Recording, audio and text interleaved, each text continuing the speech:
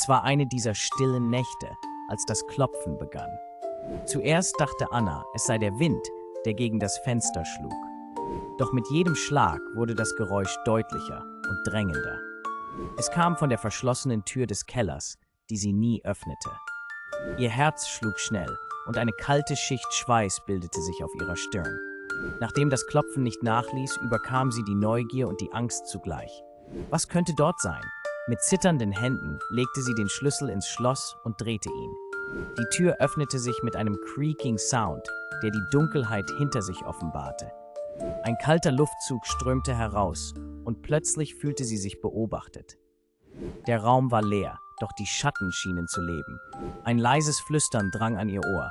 »Komm zu mir!« Panisch wollte sie die Tür schließen, doch eine unsichtbare Kraft hielt sie fest. Die Dunkelheit kroch näher und als sie sich umdrehte, um zu fliehen, war es zu spät. Der Raum war leer, aber sie war nicht mehr allein. Das Klopfen hatte nicht aufgehört.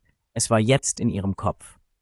Sie hatte die Tür geöffnet und die Dunkelheit war in sie eingedrungen.